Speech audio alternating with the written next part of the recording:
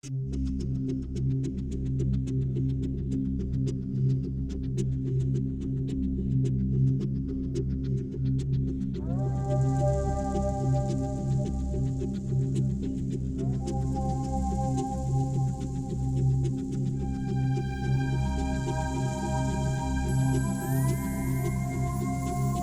to New Realities. I'm Alan Steinfeld, and this program is about the expansion of consciousness. And I love to have people come on and talk about their stories of transformation, awakening, how they accessed a new level of awareness coming from an old paradigm. So I'm here today with Steve, along with Jojo Michaelazik. He is one of the founders of Ascension Together, which is a fantastic organization, along with my good friend Jojo. Really brought a level of new consciousness to Massachusetts, to that area of Massachusetts, and it really started with your awakening. You're coming from, what do you want to say, an old paradigm? Definitely, an old paradigm, I would say. I started, my first 30 years were very different from where I am now. I was very negative and didn't have a positive outlook at all. And addicted too to Addicted, yep. To what, if you don't mind? For the most part, it was alcohol, cocaine, marijuana, anything else I get my hands on. I'd like to ask. The addiction people say addiction comes from really seeking and wanting to find. I agree with that. Seeking a sense of peace. I remember the first time I drank alone at home. I was probably 13 or 14, and I had a screwdriver, vodka and orange juice, and I caught a buzz, and I thought, oh my God, this is perfect. I felt so good. All that anxiety or fear was gone, and I thought, oh, this is it for me. So why would anyone want to give that up? If that's been your escape, what came along and said maybe there's something that even feels better or something? Fentanyl. Fentanyl, I OD'd. You OD'd like multiple times. But how do you get out of that cycle and say maybe there's even something else? I mean, maybe that wasn't your process. So, first I had my awakening with What the Bleep. And then... So you were drinking alcohol still, but you saw What the Bleep, which is one of my favorite movies. Yep. And what was it in that movie that showed you there could be something different? It gave me a sense of power, that we actually had power in this world where I felt powerless, that our thoughts and our emotions created our reality, and that I could change that. It gave me a sense of hope and power, which I'd never felt or knew. So that movie showed you like, oh, my thoughts affect... Yeah, the way I understand it is my thoughts affect my brain. The hypothalamus is pumping out, neurotoxins. Neurotoxins, and signals to every cell of the body of what I'm holding as far as my thoughts, and my energy, if you will. And so I realized I was killing myself very slowly because I just had such toxic thought and beliefs. But you wanted to kill yourself, so you wanted to escape. I did want to kill myself. I wanted to escape, but I wanted to do it quickly.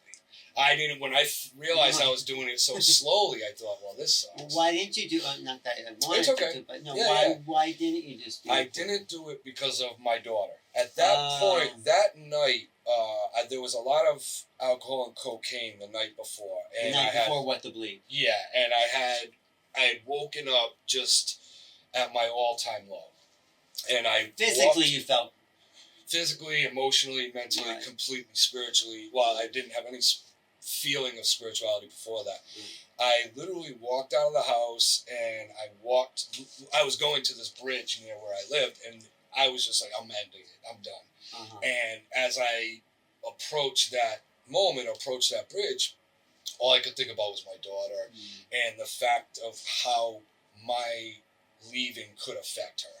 You know what I mean? I would never want her to... She saved me, yeah. I've told her that many times, and she can't quite... I don't think she quite understands it, but she saved me many times. But from there, you saw what the bleep, and so maybe because you were at the low point, this film came along, and it was time. My brother had tried to tell me about this film. He tried to turn me on to it many times, but I wasn't in the right headspace, you know.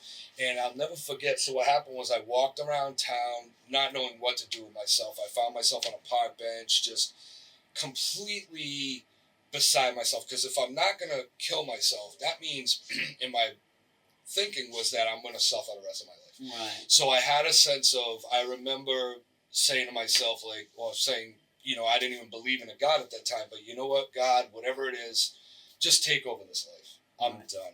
And I felt there was a big surrender. I surrendered. Wow. I walked in the house, turned on the television, and what the bleep was playing. And it caught my attention, and it's been amazing. This path ever since. Beautiful. This direction. That is great. Thank you.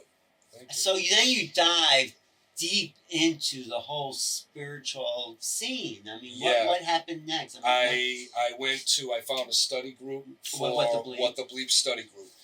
That led into hearing about The Secret and Gratitude Rocks. And then I found one of my first teachers in this sense, Alan Powell, and he talked about ancient wisdom and creating reality. And so I was learning about creating my reality. But did you give up alcohol then all of a sudden? Nope, I didn't. I was drinking a lot less, doing drugs a lot less, and I felt like I was drinking and getting high as kind of a reward. I didn't drink and get high and wallow in pity. After this point, anyway, I drank and got high to celebrate, you know. Celebrate what? Feeling good, you know. So when did you decide to, like, stop all that and really dive as deep as you can into spiritual knowledge? Almost right away, as I started to learn. First of all, when I started with the What the Bleep study group, it was only once a month, 2 hours from my house. So on a Sunday night, I would drive 2 hours from my house for a 1 hour to 1.5 hour meeting. I'd drive 2 hours home. It was the highlight of my month. I would get high, and I would try to live off of that. I was still in a very negative space, but I was trying. I was starting. And how long ago was that? Like, how many years ago? That was like 16, 17 years ago. Oh, really? I think it was like 04, 05. You've been on this path for a while. So that was the highlight of your month. You would feel a high from those groups, but you'd still go back sort of to an old life. Yeah. After a few days, the excitement and the hope would start to wear a little bit. My lifestyle that I have created and was living in was still present. I was still going to work and dealing with all that. You had a regular job. I had a regular job. You had your own company, did you? At that point, I was working for another contractor, my godfather, actually. Okay. And so I was living my regular life. At the same time, I was, so much was happening. I was meeting new teachers. As the months passed on, I was losing properties. I had 2 houses at the time. I was losing the properties. The IRS was coming after me. Everything was coming down. And at that time, and from the outside, that seems to be a negative or an unfortunate event. I look back as the best thing that ever could happen. Why is that? I was free. It freed me. The house has freed me up to completely explore the world, travel, everything. Wow. So I lost the houses. Obviously, my credit and my finances were just flat. But I didn't mind that. You know, I had a whole new world. The new world is like this spiritual, and that felt really good.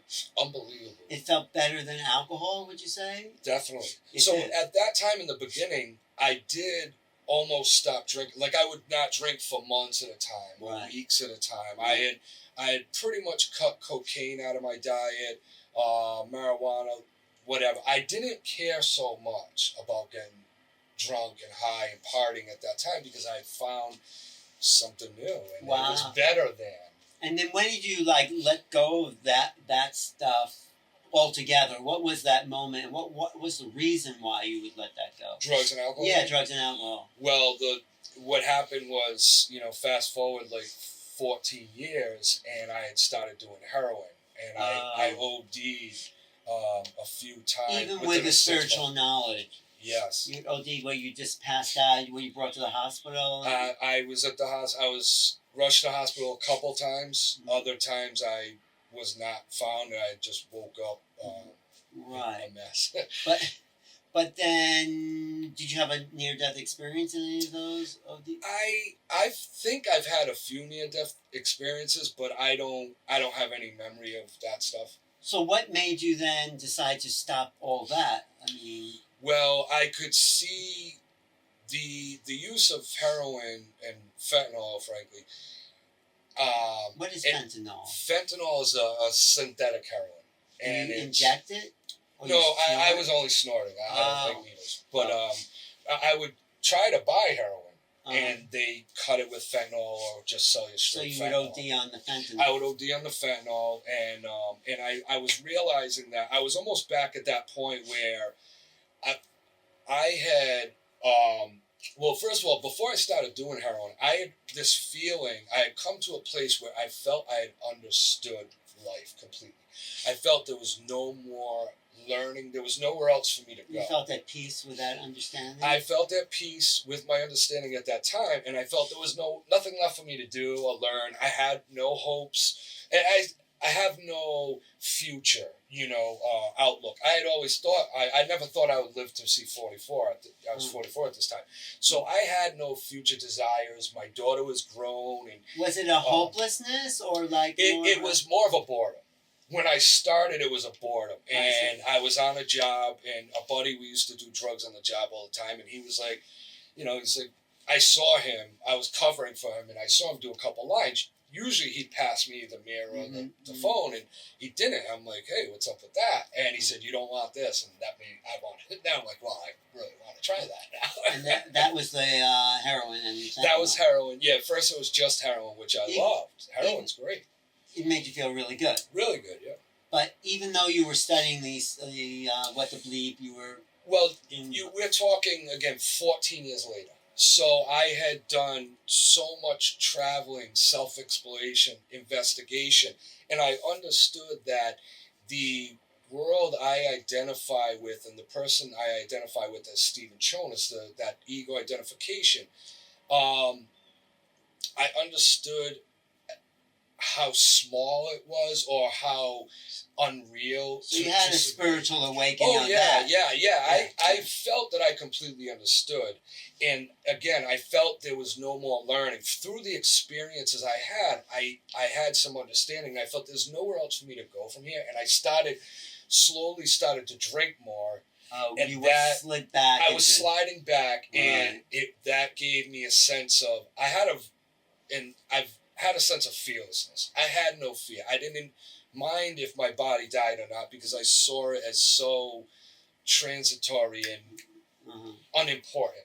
Right. And so I was just fearless and do whatever I want. I would try anything. And I had a sense of, through the alcohol, and later was diagnosed as bipolar, frankly, that the alcohol and my unsteady emotional state, even knowing all this,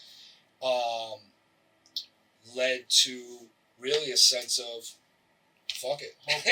Hopelessness. Well, and the heroin did lead to a sense of hopelessness. But the heroin made you feel really good. It made me feel really good when I was high. And then when you weren't, especially if a couple of days go by. When I started doing heroin, I would do heroin for a few days, and I would force myself to stop because I didn't want to become a junkie, right? So you never were addicted to it? Oh, I was certainly addicted to it. But I would, the way it started is I would do heroin for like the weekend, and then not during the week. And then I would do it for 40 feet. So it made you feel really good, but why would you want to stop feeling really good? Because it got to a point where it wasn't feeling really good, and frankly, I kept ODing. If I didn't keep ODing, not a good sign. Wow. And there was, seeing my daughter crying. My family was only aware of one of my overdoses, thank God. But seeing my daughter cry and that when you were unconscious at the hospital. Wow. Having that effect, the effect I was having on people, and my realization that this is not the life I set out to have, what the person I set out to be, It was clear I needed to change or just kill myself.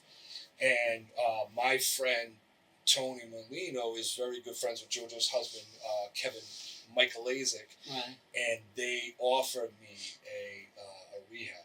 Offered me a bed. So that's when you went to rehab. Yes, Tony was a good friend of mine, and he kept saying to me, "Steve, you're not going to make it. You're not going to live." He had been through it. So and you found a great community in rehab. Yes, Tony had been a friend for a long time, and I knew he was sober. So whenever I felt like talking about these things, we would talk together. And he kept telling me, "It's the opportunity's there whenever you're ready." And I finally said, "All right, I need to do this." And he reached out to Kevin Michaelazic, and together they, put me in rehab. And what did that do for you, the rehab? That changed so much. I mean, I learned that I had been burying and ignoring anything that felt uncomfortable or negative. In my spiritual understanding, I was saying anything that wasn't positive wasn't for me. And I was really ignoring stuff that I had buried or stuff that I wasn't even aware of, and I wouldn't look at it. And that just stayed. So you started to look at some, like your family history and... Correct. And the fact that I found out in rehab that I was diagnosed as bipolar too. So here I am, 44 years old. I never knew that. What does that mean even, or besides it being a diagnosis? What it meant to me, well, I got on a very light medication, which really changed things for me. But what it means for me is my whole life, there was no consistency, not due to any outside circumstances, not my parents or anything like that. In my experience, I would wake up, let's say I wake up 30 days in a row saying, "This shirt is black." In one day, out of nowhere, I would wake up and say, "Wow, how could I have believed that? This shirt is clearly blue." And I would have just completely opposing. Are you still going through those kind of, or you're... Almost none at all, because of the medication. I'm much more... But it could have been caused, I mean, I'm not diagnosed, by an outside circumstance where your reaction to this shift of consciousness was based because something in your world was upsetting. Absolutely. But this was all I knew of life, was this. I knew I could not count on myself. I could not rely on myself because I changed so fast. And it was confusing for you. Like, how could you have thought the shirt was this one day and that the other day? There was a sense of confusion about it. And what I had come to, and I remember a clear understanding sometime in my late 30s as I was getting to this point at the end there, was I just cannot trust myself at all.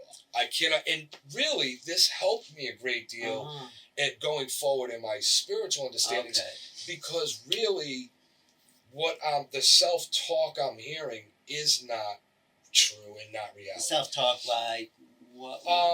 Just who I am, right? I am not who my thoughts. I am not my thoughts. I am not who my thoughts tell me I am. And so the fact that I could not count on my mind, and the fact that I could not commit to any one thing throughout my life, really, in a lot of ways, I feel it served me. Because even now, with the clarity I am feeling in the moment, I have no expectation or no continuity from day to day. So every day is new, and Is that exciting? I enjoy that. I mean, it's really been my reality for so long. I guess it is exciting if I think about it, but it's really how I've been almost my whole life. So what was like the first spiritual awakening where you realized there were other levels of reality and a greater being? So what the bleep turned me on to having hope, it wasn't even spiritual at that time, it was more scientific. Right. Let your thoughts create your reality and your physiology. Yes. Okay. From there, the first real spiritual experience was probably getting into Disappearance of the Universe and A Course in Miracles. The books I was reading living up to that, like leading up to that, like near-death experience books and things But like what did this. that? So you read these books, and what was it in the books that that affected you? I think that there was a sense of truth. There was something that resonated. Let's say that, and again, there was more hope. Like, oh, there's more to uncover here. I think that throughout my whole life, I felt like there was mysteries. Like either conspiracy theories or ancient mysteries from Egypt. So I wanted to uncover things, and especially when I was coming from a place of love and happiness, a positive place, uncovering them was all the more exciting. And now I was uncovering more and more positive and powerful information. Right. I'm JoJo. And I'm Steven. And we are the founders of Ascension Together. Ascension Together is an entity of high conscious healing, education, and learning. And we specialize in classes around miracle-minded forgiveness, which is a principle out of A Course in Miracles, which was taught to me through Steven. That's right, JoJo. It's a great opportunity. It's a great opportunity for us to share the truth in love, because by sharing it, by giving it, we're receiving it. Amen. And by high conscious, I just want to clarify, I mean, we are aware of the reality in the world, the density, and we've learned a way to choose again, to choose light and love and peace and heaven now. And in A Course in Miracles, it is stated that the miracle is simply a shift from fear to love. And did you have a moment where it's like you realized you were greater than your body, that there was this essence to you? I was reading Disappearance, and I was starting the Course in Miracles. I was in Thailand, and with my sleep being off, I had started to lay down in the middle of the day. I would read, take a nap, and I had this experience, a light experience, where I was overcome, and everything in my perception, in my field, was overcome with light. And the light was so powerful, so vibrant, that it overwhelmed and overtook even my sense of self. It was a little bit frightening, but overall it was so wonderful, and it was vibrant. It felt strong, and it felt almost like it was encroaching. I don't know the right word. It was overpowering me in a sense, but in such a loving and in a peaceful way. Did it feel it felt blissful? Blissful, yeah. What was the difference between that and drugs? The feeling of that and drugs couldn't compare. Nothing has ever compared to that sense of being overwhelmed by the light. Wow. What brought that on?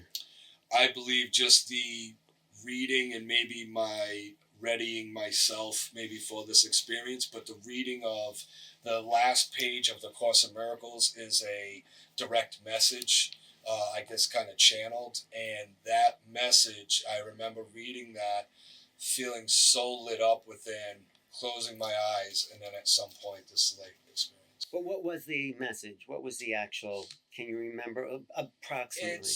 The message is basically, and I think what we try to share now, is that we are all one. Everything's okay. You are safe, whole, and healed at all times. There's nothing to fear. We have never left home. We could never leave home or separate ourselves from God, Source, universal consciousness.